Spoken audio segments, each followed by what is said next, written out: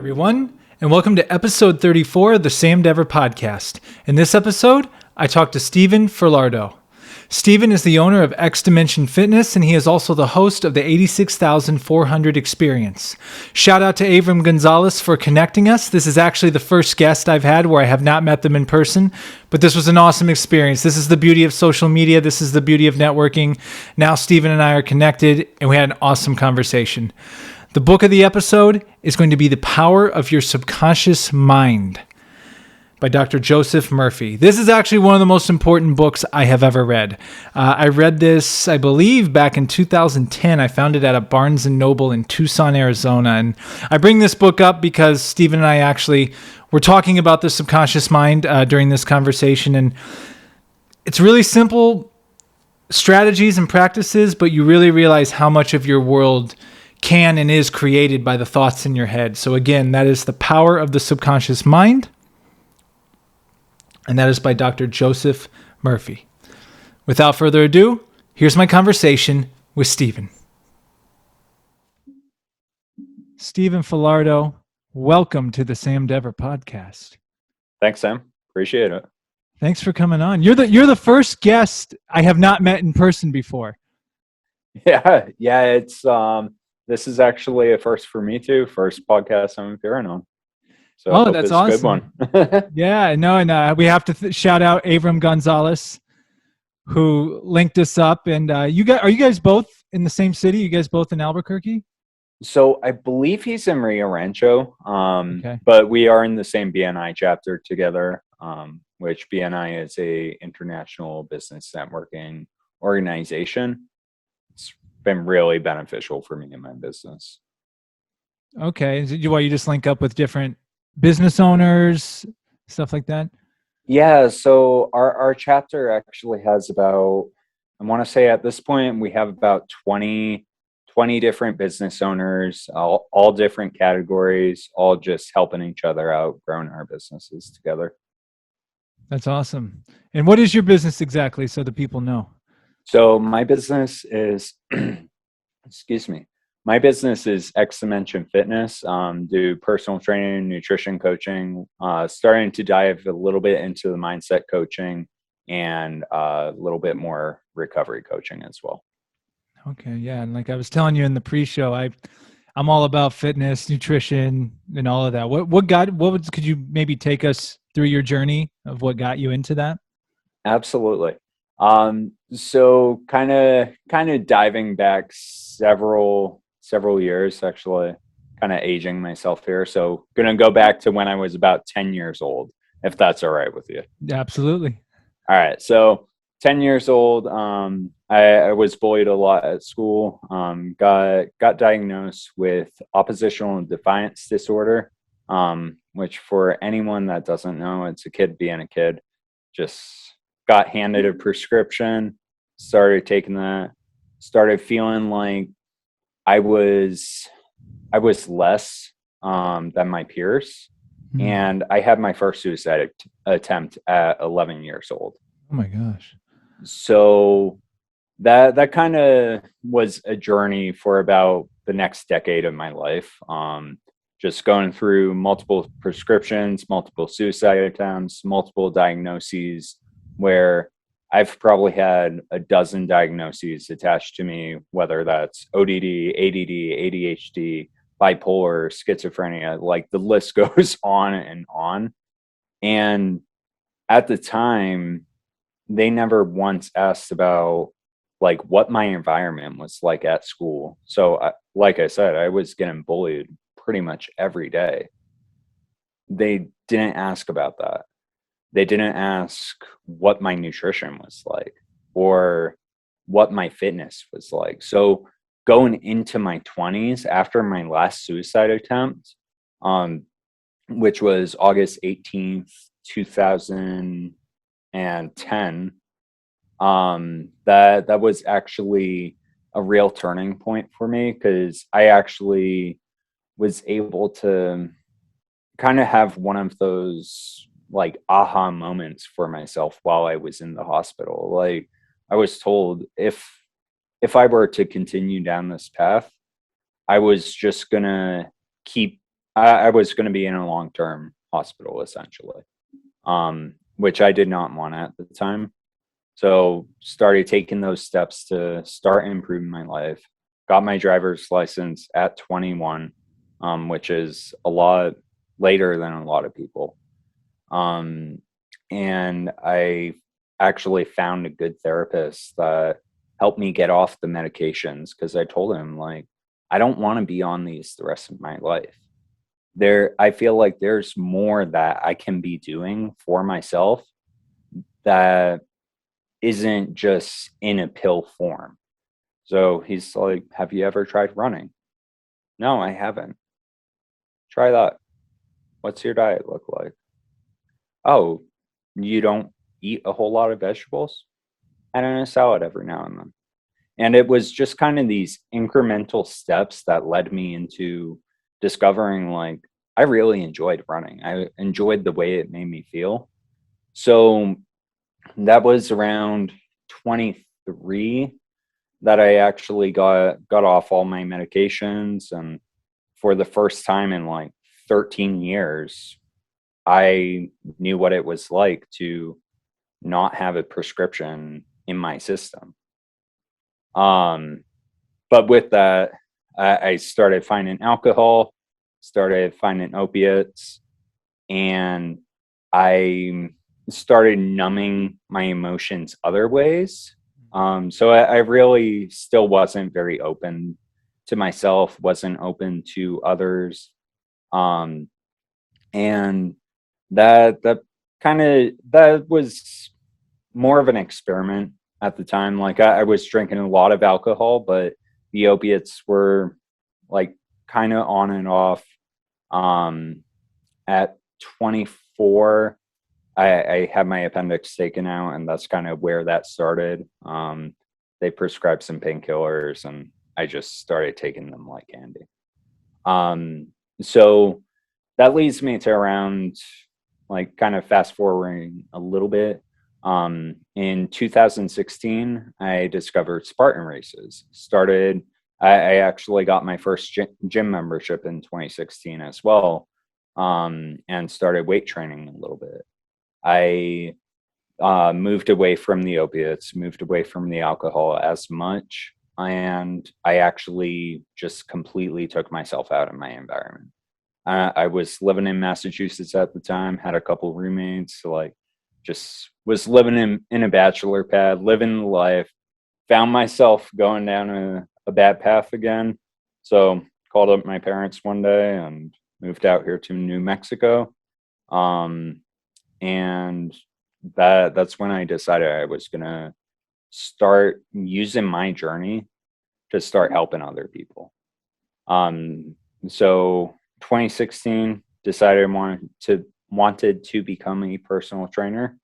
2017, I started looking into certifications. In July 2017, I purchased a course that kind of fell to the back burner. And I was working in warehousing this entire time, just hated it. And in 2018, I finally made the plunge, went through my first certification, got another certification in 2019, got another certification after that, kind of just started chasing the certifications after I got into the industry. And so 2019, I was working in a gym the entire year, started getting some clients. And in 2020, gym shut down. I had a decision to make there. So I could either go back to where I was, or I could take the plunge and go into my own business. So June 1st, 2020, started up X Dimension Fitness and haven't looked back. So no, it's a little bit of a long story, but I think it's an amazing important. Story. Appreciate that. Yeah, wow, so much to unpack there. I feel like there were so many things we could probably spend the whole hour talking about. Maybe taking it a little back, talking about growing up being on all those prescriptions and things like that. That's actually a conversation I've been having with a few other people lately. Is I'm sure some medications have their place for the right individuals in the right situations, but do you feel that so many things in mental health, they just think it's a one size fits all for everybody? Like here, From here, take this. Here's your script. You know. So, from my experience as a child and kind of seeing what other people have gone through, talking to other people about their experiences, I do kind of feel like in that aspect, the medical community has failed us and I think the medical community is great. Like, I don't want to say anything bad about that. But seeing so many prescriptions being written, seeing these pharmaceutical companies getting so much money, like it doesn't make any sense to me. Like I feel like it is kind of that go to point where rather than looking at all these other factors, it's you have 5 minutes with a doctor and they make a decision there. And this isn't always the case. There are good doctors that will actually dive in, but I think just the way the medical industry is set up, like they're struggling. I mean, we've seen that in the past 24 months here. Mm-hmm. Is they don't have the staffing available to be spending 30, 40, 50 minutes with these patients, with their clients. And so they don't get to know who that person is. And there's really not a good integrated care network. I don't feel like. It's kind of like you're just a number to them in a way. Yep. Number on a clipboard and you get a bill afterwards. Yeah, well, and I think that's a couple things. The one therapist you found that switched your mindset to like, hey, what are you eating? Have you tried exercise and stuff like that? And just from my own personal experience, it's just so incredible what a great workout and moving your body and eating right does for your mind state. It's just night and day for Oh, me at least. absolutely. Yeah, absolutely. I mean, the brain is just releasing all sorts of endorphins and like all sorts of feel good chemicals that like you get into that and it can become a drug in itself. Yeah. Well, and I like too that moment you were talking about when you're in Massachusetts. You had that fork in the road, right? You could keep going this way, that you knew where that might head, or you could go that way. What was that? Was there a particular moment? Was like there like an aha moment for you, or is it just like a slow progression that you made that decision? I think I think over the years there's been a lot of aha moments for me. I've always been a person that if someone tells me no, I'm gonna rebel. I'm gonna rebel hard, and I'm gonna go the complete opposite direction. Hmm. So everyone's parents tell them, don't drink and drive.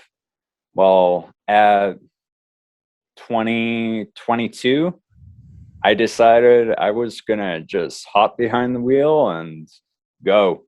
Um, and just so happened that night, a cop was behind me. So Hmm. I got my first and only DUI Mm-hmm. in 2012, but that haunted me for years after, even after moving down to New Mexico. So yeah, to answer your question, I think the real aha moment for me that I needed to change was, I mean, there were like 2 weeks where the only way I could get to sleep was by passing out completely drunk.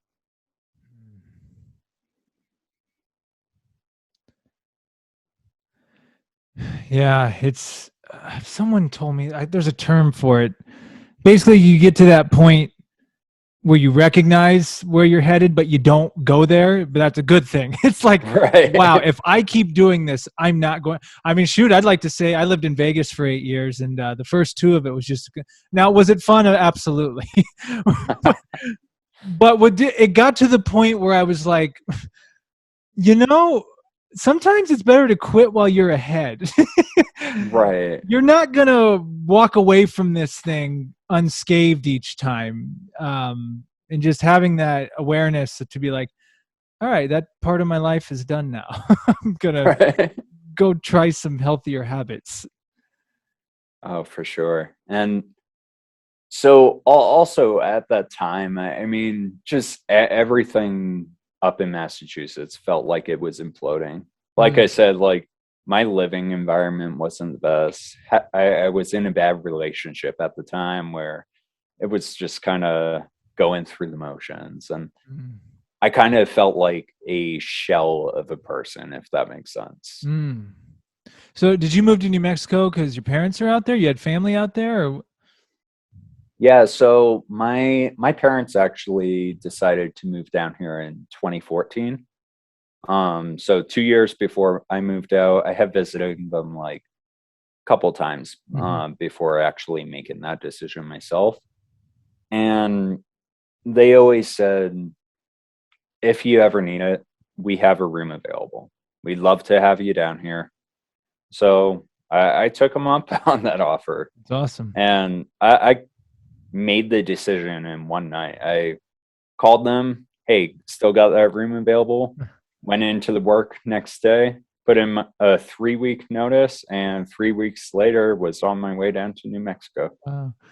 I think Avram was telling me. I don't know if he said it during the show or when we were in the pre-show room. He said like New Mexico's the last hidden secret of the U.S. Yeah. And even out here in California on my YouTube, like there'll be like New Mexico real estate agents trying to recruit all the people leaving California to come to Albuquerque, Santa Fe, wherever out there. Yeah, I mean the views out here are just they're unlike anything you've ever seen. Um, I mean, especially coming from Massachusetts, like there's so many trees. Which nothing wrong with trees. I love trees. I love the mountains. But when you feel so closed in, you can't even see like a mile down the road. I know what you mean. Yeah. It's crazy. But out here, you're seeing like miles and miles, and that's part of what I fell in love with. Yeah. And then going back to your fitness business, what has that been like during the pandemic, especially? Like what are some ways you navigated that?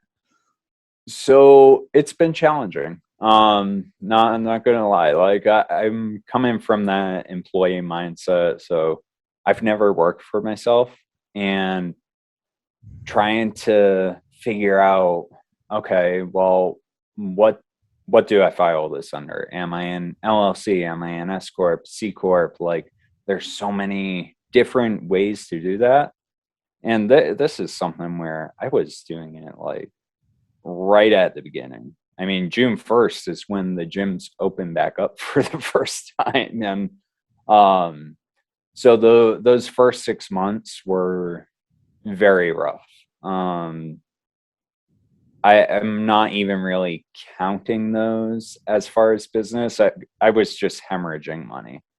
Um, I was fortunate enough where the place I was working at previous, I was an employee there. So I was able to collect unemployment, and I used that kind of as seed money for the business to start investing in myself. Bought a couple courses, started buying equipment for the business, and as as I kind of navigated through that, as things started looking a little bit better, um, I actually started reaching out to some of my previous clients, like, "Hey, how are you doing?" And this is something where my client success is always at the top of my mind. So I mean, my wife gets driven nuts by me because I will be sitting there at like 7, 8 o'clock at night trying to enjoy time with the family. And my mind is just going, and I'll just start talking about the business. Like I'm somewhere completely different. So navigating how to manage a new business, how to navigate being a new father. I mean, our son was born in October 2020, Wow. first time. So again, kind of that like 6 month or 4 months of the business. Now I have a new kid in the world. We have a second one on the way, and I'm trying. Congratulations. Thank you. And I'm trying to grow to the next point in the business, trying to see how to build better systems, because my systems are not working. Talk about stepping out of your comfort zone. Yeah. I mean, the pandemic's one thing for everyone to have to deal with, but you start a new business and you have a child all within the same. But I mean, that's had to have taken you to this whole other entire, because you're obviously still doing it. So it's, Right. you've obviously found something within yourself. What are some things, I don't know, there's some moments that, I'm trying to think of the right way to word it. Like, did you have, like, what epiphanies did you come to during this time? Like, that maybe took you to the next level, to like, you may have been in this other lower level of consciousness, and then all of a sudden you get through it and you keep your business going and you're raising your child, and what are some things that help you push through? Yeah, so I mean, honestly, my wife has been a huge help in all of Mhm. this. I mean, she's a rock star. Like she so she's been working from home since March 2020. I mean, um like throughout her pregnancy, she supported me every step along the way. So even when I was bringing a negative income, like she was supporting me. Like, you do what is going to be best for us, do what's best for our family. And this is what I feel is best, because any other place I would be spending 40 hours a week away from my family, and family is like number one for me.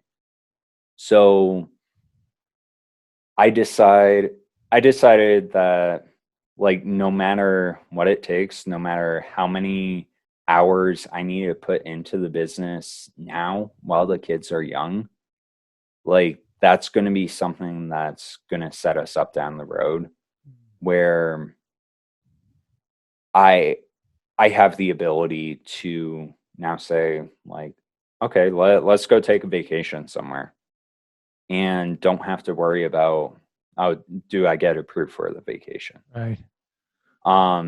So I think just being able to see, like, what it's able to do for my family, and what it's able to do for the clients that I serve. Hmm. So making that shift to online wasn't easy, because in in March 2020, like, everyone went online. If you were a trainer and you didn't go online, you were probably getting out of the industry, Hmm. looking for something a little bit more stable. And this may not be the case with everyone. Some of them may have ridden out the storm, and just gone back to purely in person.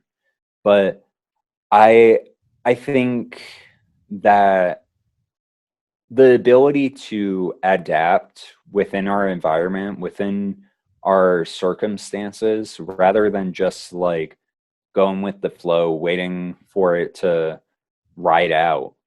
Like, I'd rather adapt than just stay the same and hope everything works out. Um, and that's a mentality that I adopted, like, kind of early on in my journey. So even when I was drinking every single day, drinking a lot and doing opiates, that was something that I came across Tony Robbins when I was 24. And actually, I kind of backtracking and sidetracking there. Um, I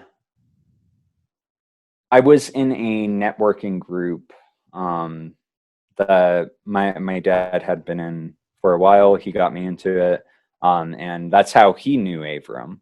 So Ah. like back in 2014, we were all part of the same thing together, and it didn't really work out for me, and just lost some money there. But that's really where my self-development journey began, Hmm. is that networking group. Um, sorry, I forgot the original question. No, hey, this is what the podcast is for. We just start rambling. That's yeah, no, no. Well, I wanted to go back a little bit. That's amazing. And I was telling you in the pre-show, it's amazing you have that solid family foundation throughout this. You know, and I want to talk about that in a bit. But then what you said about, yes, your fitness business. It sounds like, and I went on your website too. It sounds like you're not just worrying about the physical part, but you're talking nutrition, you're talking the mind, you're talking all these things. It's all related, right? Oh, absolutely. So kind of my vision for the business, like my big audacious goal, if you will, is I want to, like I said, like the medical community and so many industries that could complement each other are just broken. I mean, the the fitness industry, for instance. So like we have personal trainers who may or may not be certified. And again, like I said, I chased after a lot of certifications in the beginning, because I wanted that knowledge. But a lot of new trainers will kind of get into this imposter syndrome where they they go through a course. It might be a 2-day, a 2-week, or a 6-month. Like the courses vary. Um, and so they go through this course. They have the book knowledge, but then trying to figure out how to apply that to their clients, they're scrambling. And so they have this piece of paper, and they don't know what to do with it. So it gives us the sense of, oh, I'm not good enough. I should chase another certification Ah, rather than focusing on helping the people in front of me. But if we had integrated networks where rather than just personal trainers, now you're getting connected with a mentor. So someone that's been in the industry, you're getting connected with a dietitian, you're getting connected with a physical therapist, a massage therapist, a chiropractor, all people within the physical realm of wellness. But then let's say you're talking to your client and they're saying, man, I really want to keep training with you, but my finances right now are just, they're struggling. Like, got hit hard. Now you can tell that client, like, hey, there's actually someone right over here that I know. He's a financial planner and he can help you with that. And you make that introduction. mm, So kind of where I'm going with that is my vision for the business is to tie in the 8 dimensions of wellness. So we have emotional, we have environmental, we have financial, intellectual, occupational, physical, social, and spiritual. So if we can tie all those dimensions of wellness in together and have a community of professionals helping the people in front of us and actually getting them what they need when they need it without having to jump through all sorts of hoops with insurance, or with like any number of hoops, then that would make people's lives so much easier and so much less stressful. Almost like a one-stop shop. Exactly. Kind of think of it like the Amazon of wellness. Oh, I like that. And that's what is X Dimensions Fitness? Yeah, so X Dimension Fitness, like right now that's the business. And I have to be careful about how I say this, but I want to eventually like kind of create the umbrella of X Dimension Wellness and have like X Dimension Financial, X Dimension Fitness, and again, I haven't fully mapped that plan out. That's a little further down the line, but trying to create this integrated network and actually be able to not only help my clients better, but also help other people grow in their businesses. Like that's something that it should just be a continual circle of people helping one another. I think that would make for a better place for all of us to live. Yeah, because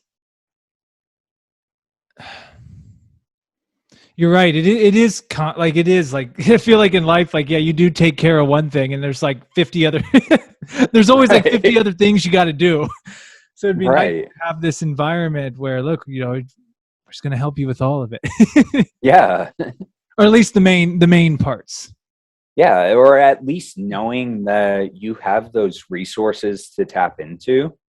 Like if you have one place you ever need to go for like hundreds of different professionals that can help you, like I think that would be something so beneficial for, like I said, like everyone could use something like that. Yeah, no, I dig that. And I remembered what I was something popped. I was listening to your last, which I want to get to your podcast too. You were saying on one of your podcasts, and I completely agreed with it. Maybe I'm just switching topics completely, but it had to do with people thinking this is the only way to diet, and if you don't diet this way, you're doing it wrong and stuff like that. And I just wanted to bring. I guess I'm just bringing it up. I'm learning, and I'm a big fan of like how it's not one size fits all. It goes back to what we were saying about the therapy and stuff, and probably the same thing with training. The same thing. Some people may benefit from doing 5 days a week weight training. Some people, like me personally, I recently cut back from.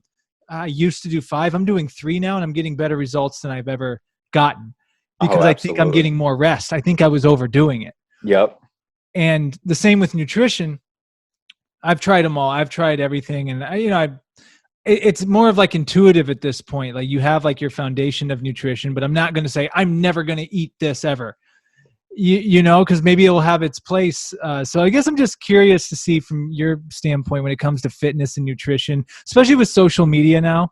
I feel like there's all these camps of people. And let's use diets, for example. You got your carnivores, you got your vegans, you got your paleo. And for me personally, I'll take information from all of them, but some of them are like, look, if you're carnivore, if you eat a salad, you've committed the biggest sin. If you right. if you're a vegan, you eat meat, forget it. Like it's what's your perspective like on all of that? Like when you deal with your clients and how you see it all.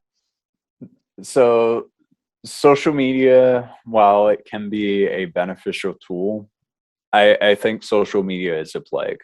To put it quite simply. I don't disagree.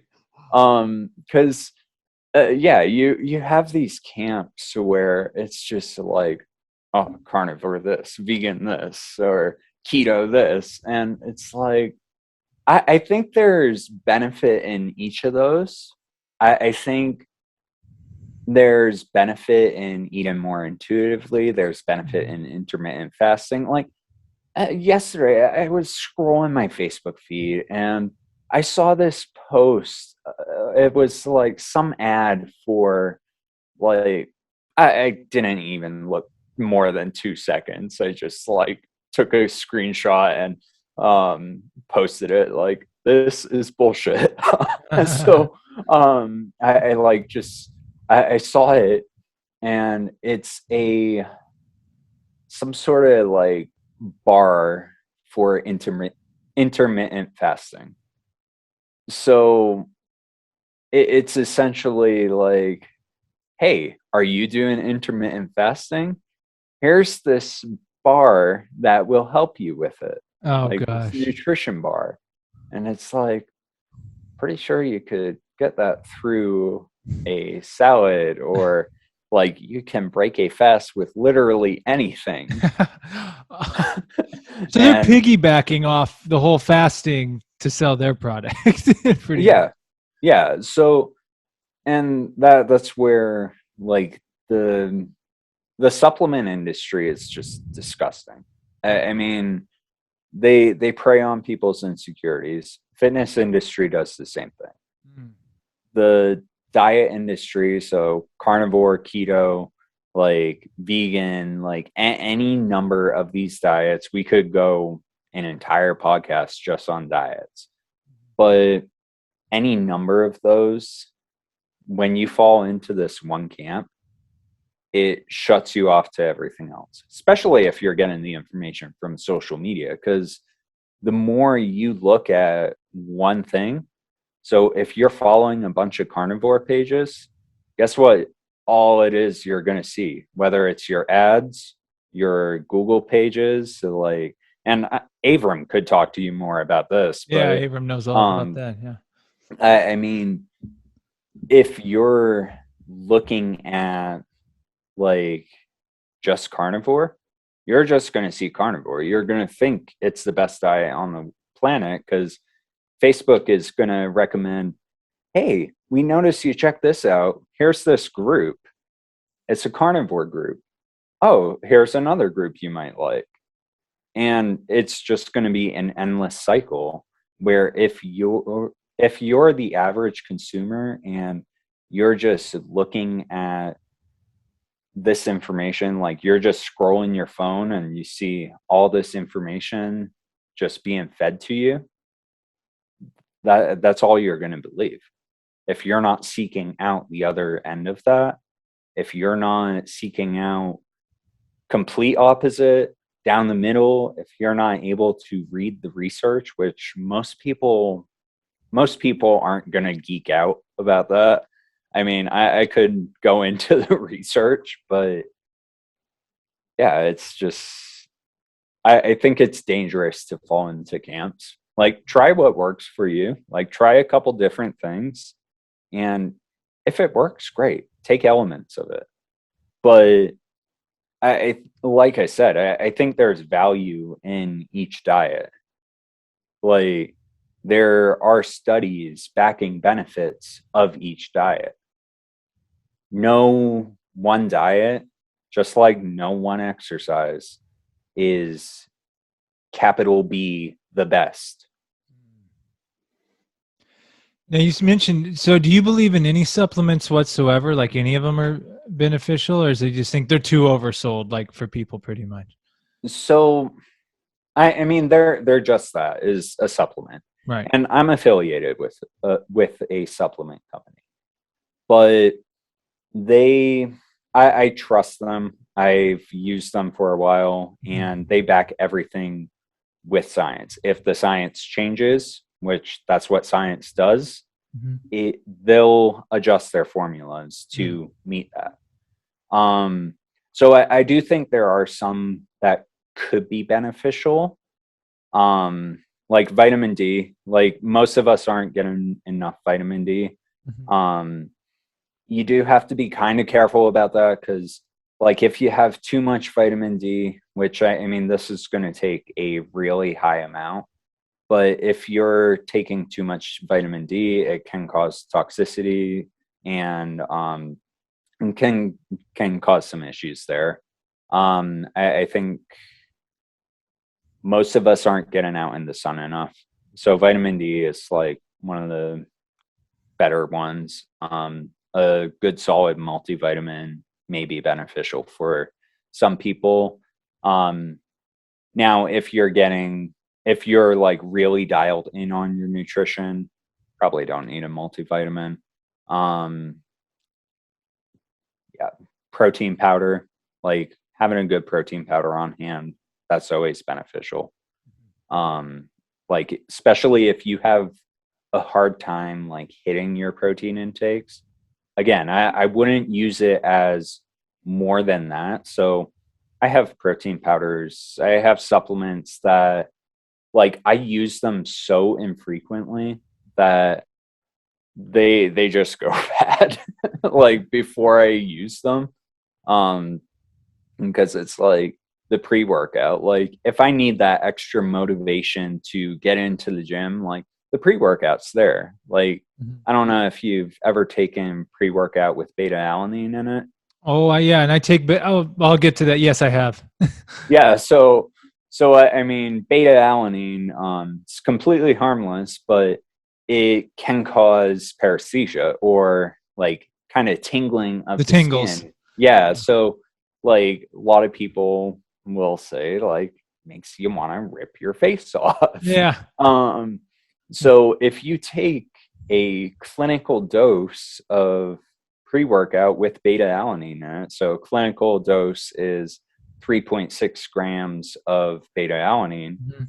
If you're taking that, you're going to want to go work out because you're just going to be sitting there in your chair wanting to rip your face off. So that might be a benefit if you're a little bit less motivated to work out, or if like there's times when you just don't want to go. Yeah, you mentioned beta alanine. So I talked about this on one podcast. I make my own pre-workout now because I used to take the already pre-made workouts, and it's like coffee. It's the same reason I gave up coffee a couple years ago. I just can't have one glass. Good Like, on you. and it's like there were times where going to the gym, because the pre-workout you just get used to after a while. So I'm like, oh, let me Right. take 2 scoops. Let me do 2.5. And there were a couple of times where I walked into the gym and I'm just like, I think I need to leave. Like I took way too much. I feel really weird right now. And so right now I just bought, I take creatine mixed with citrulline malate and then the beta alanine in there. I mean, so far it seems to be like no caffeine. But you are right about the beta alanine. It's like I take it right before I go Oh because yeah. it does. You do get I don't take a huge amount, but yeah, you definitely feel a little bit of that. So I definitely watch how much I take. But Yeah, absolutely. And I think that's another important note is a lot of pre-workouts, all it is a whole bunch of stimulants. they're filled with a Uh, lot of stuff. yeah, I mean, what you're seeing in general is like 300 plus milligrams of caffeine per serving. Hmm. And if you're taking more than one serving, like that's just going to jack up your heart rate. Like, yeah, you may want to go run a marathon, but you're going to feel like crap afterwards. It's not sustainable. Like it's not. No. Yeah, and I wanted to mention what's your take on sleep? Because I have found sleep to be just as important with Oh, any of it. is sleep is number one. I mean, Mm. if you're not sleeping, you're not recovering. Ah, And recovery is where all the repair is happening. So as we're working out in the gym, we're breaking down the muscle tissue. That muscle tissue needs time to repair. So if we're not getting adequate sleep, like it's just going to affect our workouts. It's going to affect our sex drive. It's going to affect our entire day where we're not going to want to do anything. And eventually we're going to hit a wall and we're going to hit it hard. So yeah, 6 to 8 hours sleep at least, preferably 7 to 9 mm. is what research shows. Yeah, and like I was telling, like I swear, like I'm like, how am I getting bigger gains than I've ever gotten just going 3 days a week, just mixed? Uh, I'll go chest. I've been doing chest, back, uh, shoulders, and then I'll do legs, biceps, triceps, and just keep alternating. And then like you go with what sometimes intuitively too, and just having those day in between, and then a couple days in there, and I'm like, I'm bigger, like I'm stronger, and I'm more rested. I'm like, okay, I think I was overdoing it. Like you totally can overdo it, and how sleep and nutrition and even what you're eating on your off days and stuff, it all plays. And you just don't go into the gym every day and expect to get jacked and take a bunch of pre-workout. Absolutely. And I mean, I saw once, I can't remember the exact statistic, but it's like maybe every 3 out of 4 workouts are gonna suck. Like, I mean, you might have one that feels phenomenal, but then you're gonna have another 3 that are just eh. So Yeah, that is true.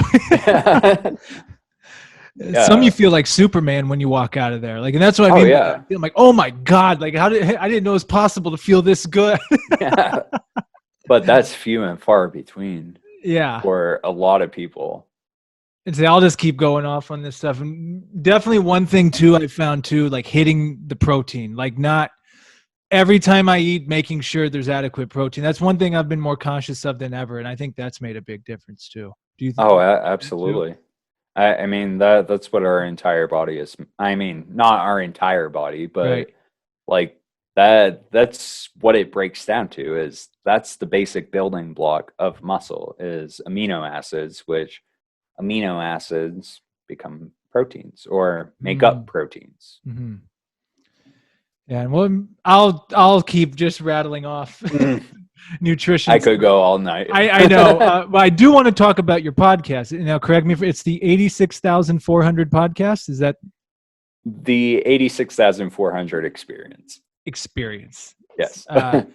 I have listened, like I said, to about half the episodes, and you do a really good job. I It's appreciate really that. good, and what I like about your podcast is you keep it 30 minutes or less usually. It's Generally, very yeah. just precise. You're just straight to the information. You bring on experts in all different fields. I really like the one. I actually sent him a message, and his name escapes me. The guy who talked on masculinity.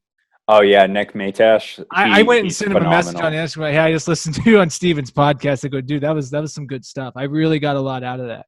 That's awesome, man. Yeah, we've been following each other for a while now, and he just puts out so much good information, and like masculinity is needed, but like we were talking about in that episode, it gets a bad rap. So he does what he loves. Well, I like how he really was talking about exploring your emotions and recognizing them and working through them instead of keeping it bottled up. And men get labeled of you can't cry, you can't do this, you can't do that. And I'll admit I've read quite a good amount of the quote unquote alpha community stuff, and it has some really good stuff in it. But then there's some stuff I'm like, I don't know if I quite align with that or quite agree with that. So it was just really good to hear you two have that conversation on that podcast and be open about it. And both of you are family guys and talking in that way. And I don't know, I just really appreciated it. Yeah, I like that. That was one of my favorite ones. I'm glad we were able to put that out there. What made you start it, and what's the name mean behind it, if you don't mind me asking? So let's see, back in March of 20 March or April of 2021, I saw a post by Gary Vaynerchuk, and he was talking about, like, if you want to get The Rock or Kevin Hart or any of these big names on your podcast, start up the 2 minute podcast or start up the one question podcast, and that kind of planted a little seed in my head, like, huh, I should try something like that. But more than that, I think couple years ago, before my best man passed away, like we had discussed starting a podcast together. I mean, we used to go on, have like 3-hour conversations in coffee shops, and just like it would start on one end and just go all over the place. And so when and that kind of ties into my business a little bit too. But after he passed away, I put that on the back burner. Like I didn't want to start a podcast without him. I was still very unconfident in my voice. Then I saw that post about that Gary V made, and I bought equipment. Again, didn't get started on it because I still wasn't super confident in my voice. And so I started just practicing by myself, just kind of recording myself, trying to jump in. I tried recording an intro myself, and I was getting so hung up on the intro. I just paid someone on Fiverr. I'm like, here's the script. You write it. Here you go. And then I started reaching out to people, like not really expecting any responses, but I saw a couple people I follow on Instagram like, hey, I'm looking to get on more podcasts. Reach out if you want to record a podcast together. So I reached out to a couple people that like I never expected to hear a response from. And I mean, Jonathan Goodman, he was the first one that I reached out to. And we sat down, we recorded a podcast together. Beforehand, I told him, look, man, I have no idea what I'm doing here. And he was like, just roll with it, man. And yeah, so I just started stepping outside of my comfort zone, reaching out to people. I was a little bit disappointed, and it's still not like a no, but after my podcast with Enrico Incarnati, who he was Jordan Syatt's photographer. Jordan Syatt was Gary Vaynerchuk's personal trainer. Oh, yeah, I listened to that one. Yeah. Yeah. So I knew there was a connection there. So after the podcast, I asked him, hey man, like, do you have any advice on getting Gary V on my podcast? And he's like, that's a tough one, man. Just I would hit him up on Twitter, like just, hey, at Gary V. Which VFriends NFT do I have to buy to get 5 minutes of your time? Gary V responded to that. And I had to like read my phone for a second. Like, did Gary V just did he actually me respond? back? Did he just follow me? So he's following me on Twitter. Whoa. Yeah. He's like, you don't have to buy any VFriends, or you don't have to buy one. And he tagged he tagged Lou, who I believe Lou just does his schedule and does way more than that. I'm underselling Lou, but so he said, reach out to Lou and we'll get you 5 minutes in January.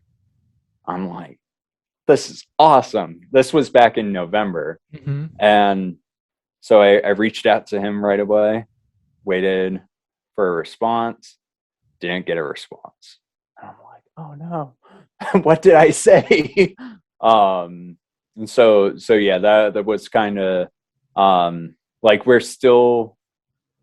I hope we're still able to work out that 5 minutes. And I'm gonna honestly keep trying. Well, I mean, either way it goes, the fact that you had that interaction and he followed you, man, I mean, that just shows you that's the good thing about social media, right? Right. Like, to even get you in that conversation, to even begin that conversation, you know, and who knows, maybe it got lost in the shuffle. Maybe they had a bunch of, you just never know. But yeah, maybe in a little bit, kind of poke that fire again and then say, hey guys, remember Remember little old me? screenshot the tweet. Yeah. Screenshot the tweet and go, hey, I'm just following up on this, seeing if we can still make it happen. Yeah, absolutely. And I mean, it's Gary Vee. Like, he's got such a big following. He's got all these requests coming in all the time. So I'm actually Facebook friends with him originally. I bought his when he came out with Crush It. This is before like social media became what it is even now. But like it was back when really like I think Facebook, probably Twitter. I don't even know if MySpace was still around, but I mean, I don't think he's ever on it. He's never on it or anything. But and then he just blew the heck, like just exploded, right to like where he's at now. But like, I don't know about you. I'm just curious to get your thoughts. For me personally, my podcast. I mean, even this conversation I've had with you, I learned so much. I feel like it's reading books on steroids because you're getting into the mind of people, and we're having these conversations. And again, like I whether I get 2 views or 200, it's like, man, I'm just getting so much out of this, and it's crazy how it's applying to my life. And even listening to podcasts like yours, it's like that's the value I'm finding. There's just so many nuggets of knowledge out there.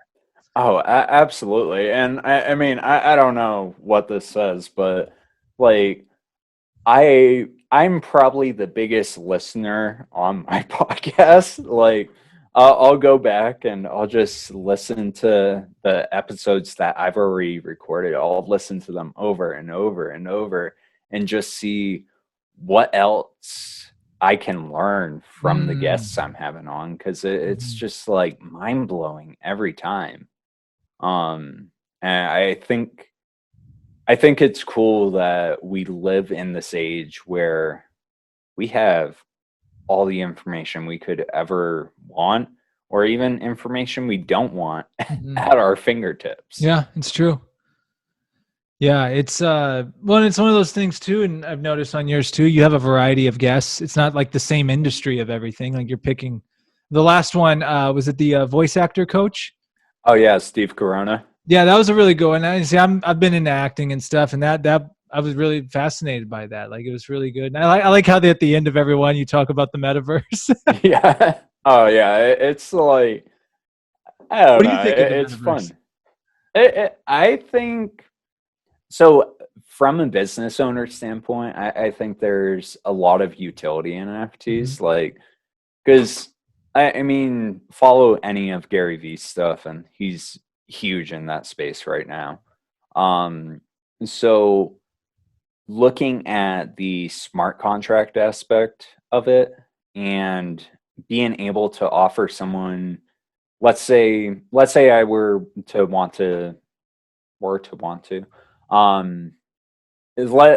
I was going to start up a seminar and I wanted to give something to the people attending that, rather than just a QR code or a ticket. Like, I can have someone create like a image of, let's say it's a nutrition seminar. So I'm having them create an image of an apple and some other food items. And that's a limited edition piece where now the person going to the seminar has that. They have access to, let's say, 3 years of seminars. They bought it for, let's say, $20. And over those 3 years, now that goes up to $100. So they can decide, okay, I've gone to the 3 seminars. I'm going to sell this and I'm going to make some money back. So they can sell it, but now whoever owns the NFT, whoever originally created that NFT, as far as I understand it, can get a rev share of that. So they sell it for $100. If I set in the smart contract that I get 5% back, I made $5 just like 3 years down the road, which is insane. I mean, $5 may not seem like a lot, but just the pure utility of the NFT. And I know the metaverse is a lot bigger than that, but I see a lot of utility there. I'm not sure about like virtual worlds and all that, because I do think we're already disconnected from one another. Mm-hmm. We already have these barriers in between us. So kind of going into this escapism reality where now we have plots of land that we never have to step outside our virtual reality headset. I don't know if you've ever seen that movie or read the book Ready Player One. Oh yeah, great movie. Yeah, great book too. If you haven't read the second one, Ready Player Two. There's another one? Yeah, so I started on that one with the book. So I read Ready Player One, and then I found out they were coming out with a movie, and movie adaptations are never They're never as good as the book. Yeah. Yeah, but that was a good adaptation. But I think it was last year he came out with Ready Player Two, and whoa, I would be surprised if they don't make that into a movie, but it was a really mind-blowing one. wow. Yeah, and I had a guest on, Sarah Gabriella, and she actually, because my whole kind of mind frame with the whole virtual, I'm like, oh man, this isn't going to be good. Like, it sounds similar to what you just said, but she actually brought up some good points because she's working up in San Francisco with some people in that realm. I mean, don't quote me, I don't know the exact relationship, but she explained to me some utilities for it. I didn't actually in the personal training realm. She said some people who are like really self-conscious to go to the gym and stuff like that, there's certain workouts they can do in that. And that started to make sense. I'm like, that's okay, that I get. But at the same time, the way I was kind of interpreting it, like used to be Facebook, like I'm going to be sitting in a chair with a VR set all day and I'm going to be happy doing it. It's like, right. That I think is not good. I don't think that's good at all. I think if you go into it with an intention as a tool, cool. But the fact that, like, similar to what we've done with these phones where it's just glued to your hand 24/7, there's a point where it's not good. So right. I think it's just something to be cautious of. These are powerful tools, but they're so misused. I mean, how many times are we doing this? Like just scrolling all day long, and I've definitely stopped. I caught no more scrolling, like intention, like go on purpose, maybe check in on a couple people, see you, then all right, get off. I have to set timers where it shuts me out of the app, and like every now and then I'll delete the apps off my phone because everything can be done on the computer where like I can get on, post something, and get out. And it's just, you get so caught up. Joe Rogan calls it post and ghost. I've that's actually good. I call it scroll trolling. Like I'm just being a scroll troll. Like that's not a good place to be. Well, and back to what you're just saying about encompassing everything into, your mental, physical, and I would add spiritual health into everything. It's like your mental diet is just as important as your food diet. I quit watching news. I stopped. I have just stopped.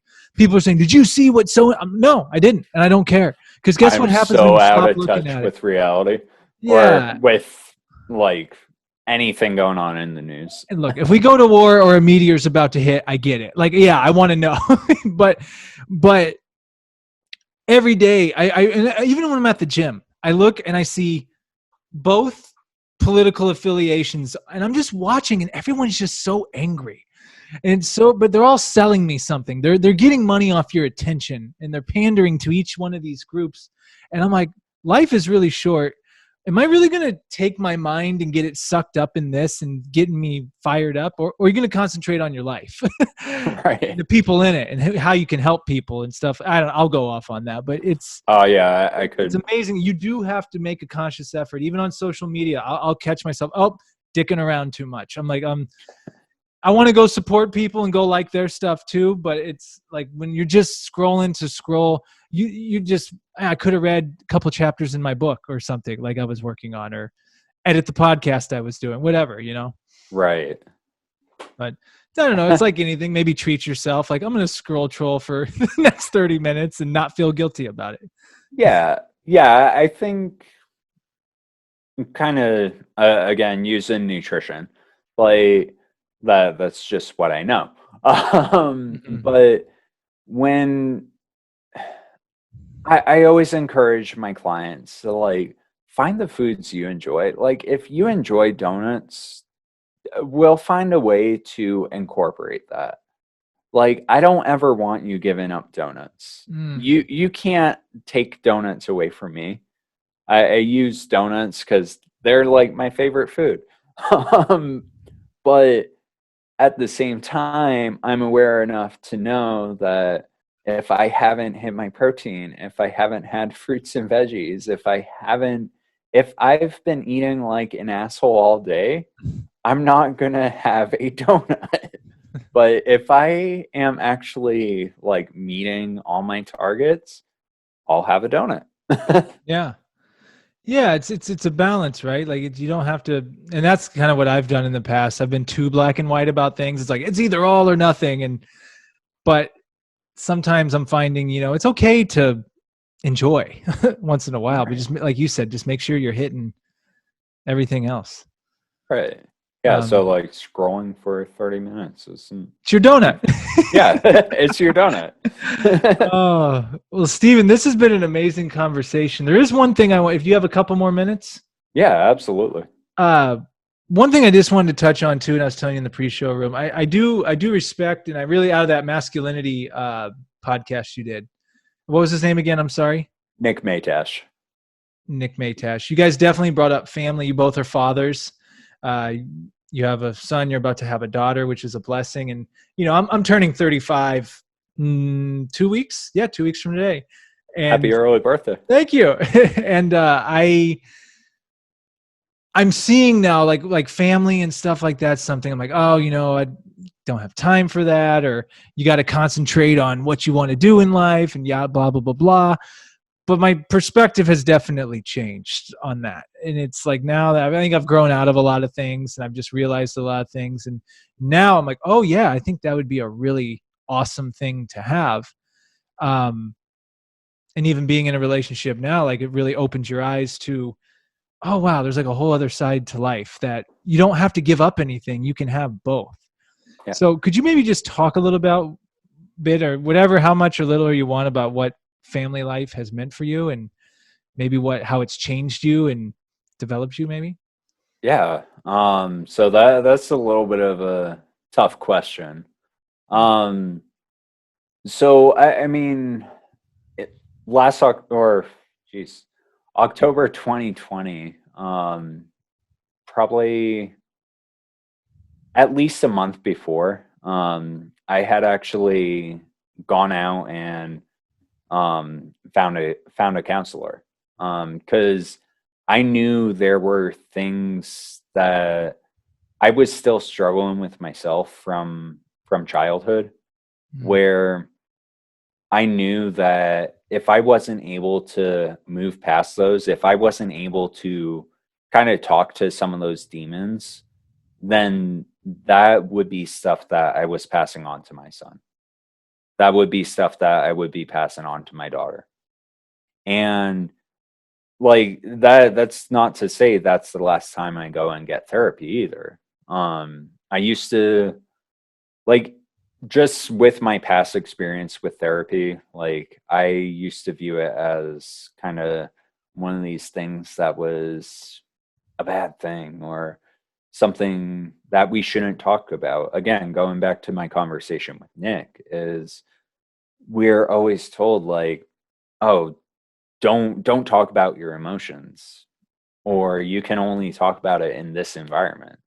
But I think that's important no matter where you are, is to, if you're not going to talk to them, if you're not talking to your emotions like to another human being, talk to yourself.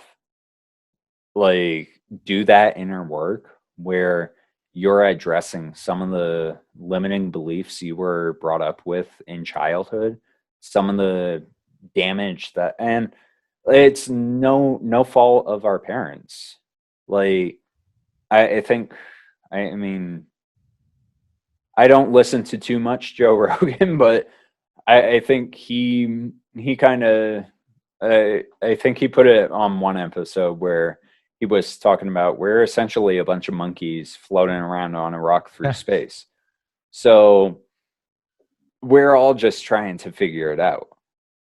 But the more we can figure it out and undo some of the stuff that previous generations may not have already had figured out, we can keep passing that down. We can create a little bit of a better future.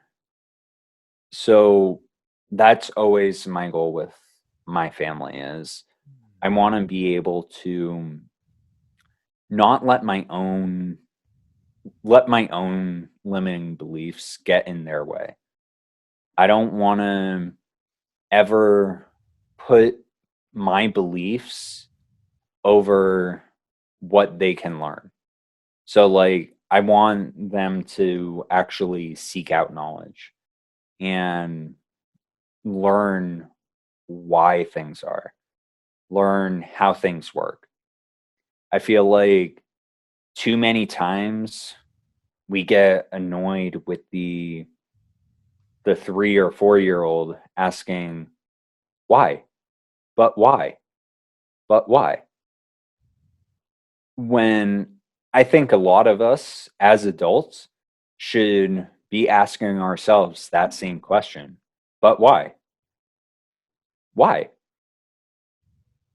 Why?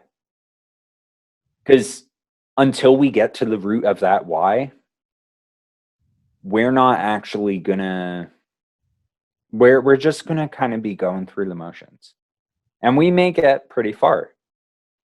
But with the with such a young family and still a young family, a young business, like I mean, my wife and I are just over 3 years into our marriage, so relatively young marriage.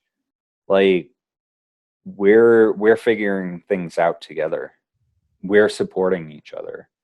Like it's not always sunshine and rainbows. Like we argue, we like we don't talk to each other sometimes just because like we need that space. But at the end of the day, like we put our son down with a routine. We make sure that he's getting that love throughout the day. And again, through no fault of like my upbringing or anyone else's upbringing, sometimes I feel like we don't tell each other that we love ourselves or we love each other enough. If we don't love ourselves, we can't love others. So becoming a father has and doing that work beforehand on myself has allowed me to learn how to love myself a little bit more. And it's been allowing me to pour more of that love into my wife and into my kids. And that's really the bulk of like everything I do is for my family. That's beautiful, man. That was beautiful. And you mentioned something because I realized for myself on the last podcast, his name's Nick Checkett. He was huge on therapy, like how important, how much it helped him. And he was talking about how him and his wife are going to be wanting kids here eventually. And he said he was going to go back to therapy because he said there's some stuff. So that when you said that, really, there's some things he needed to work out still. And I realized, and even what you just said there, I'm like, yeah, before I go there, yeah, I I got some stuff that we need to work out before, bringing another human being along with that. So I think that's really cool that you did that and had that awareness and just know how of doing it. Because I'm sure it's not even that they do it on purpose, but so many people just get thrown into everything. And that's probably why you see so many divorces, you see so many broken homes, you see, because people didn't work on themselves. They didn't know what and it's no, I'm not faulting anyone for it. It's just, but this stuff's not promoted or hasn't been taught, Oh, you know? it's not taught. And I think it needs to be taught more. It needs to be talked about more because like I was always ashamed growing up when I knew like, oh, I'm taking these prescription medications because I've been told that there's something wrong with me. I've been told that I need to take these in order to be normal. And it's like, I don't want to be normal. Normal is boring. But at the same time, I think talking about that and actually finding professionals and again tying back into my business, like I want to know those professionals. I want to be able to refer my clients to these professionals because we all have inner work that needs to be done. We all have limiting beliefs that were placed on us, whether consciously or not. They were always like, we're told no from a very young age. We're told don't do that from a very young age. We're told don't question that from a very young age. And that all just, it accumulates over time. So I think it was kind of diverging. And again, I could talk about mindset, nutrition, exercise, We'll like have to do all part day. 2. Absolutely. Like I want to respect your time here. So, Oh no, you're good. You can go as long as you want. Yeah. So, but yeah, as I was saying, like I think it was Bob Proctor that had the stick figure model, Mm. where like he divided the, and I don't know if it was him, but someone divided the brain or the head. So picture, if you will, a stick figure, big old head, rather than right and left hemisphere on the brain, Mm-hmm. divided it into top and bottom. Mm. And that bottom is essentially ages 0 to 7 or 8, where everything we're being told, everything that we're learning is just going into that bowl. And we can think of that as the subconscious mind. And then as we develop, it fills up. So we get that top part, our conscious mind, that's now examining the thoughts in the subconscious mind. Hmm. And I'm sure there's people out there that can explain this a lot better than me. But if we're not addressing what's in the subconscious mind, we're going to be always running through those beliefs. And it's going to hold us back. And I think you just picked the book of the episode, because I was going to say one of the best books, most important books I have ever read is called The Power of the Subconscious Mind by Dr. Joseph Campbell. Very simple, very basic, but it opened my mind. I guess pun intended. I don't know if that'd be, but it really showed me like, oh wow, like I can really program myself. And it sounds crazy at first when you start doing affirmations and just really just putting that thing. And it's not like you put it in a Mercedes-Benz falls in to your driveway. You have to do the work, but I feel like you can program yourself with the right mindset, with really digging deep into that subconscious to pull things out of you didn't even know were possible. Absolutely. So wow. Well, Steven, this has been great, man. Thank you so much. I'm really glad we connected. It's a pleasure to digitally meet you. Maybe we will meet in the metaverse. Yeah, right. One day.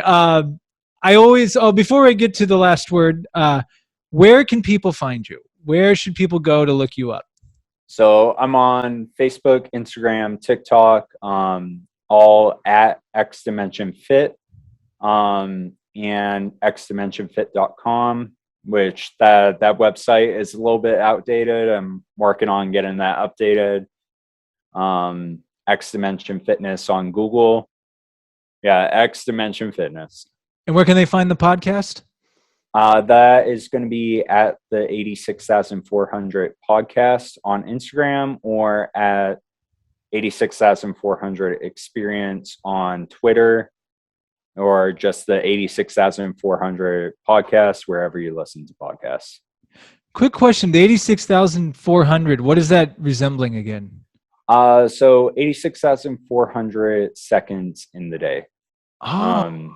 And that's, I knew it was something like that. I knew it was something. Yeah. So kind of where the 30-minute episodes, or 30 minutes or less, if I do one episode a week, if my math is correct, which my clients know my math is terrible. But if I've done the math correctly, one episode a week should put us at about 24 hours by the end of the year. Oh, wow. That's dope. Yeah. It's a good way to sell it too. It's a good way, like Gary Vee was saying, you have a unique spin on it. So I think that's really good. And I always give the guests the last word. It can be as deep or as shallow as you want, but it can be a book you've read, something you've been thinking about, absolutely anything. What do you want to leave us on? So I think a lot of people will limit their potential by kind of running on these old beliefs, running on the things that, like I was just talking about, were kind of put into us throughout childhood. So taking the time to work through those, taking the time to work with a professional, and really addressing where these beliefs came from will take us to completely new heights and allow us to truly embrace our purpose. Amen. And that's it. Amen. Well, Steven, so great to connect. We'll have to do something again soon, but thank you for coming on. Thank you for sharing. I really appreciate you taking the time. Absolutely. I appreciate you having me.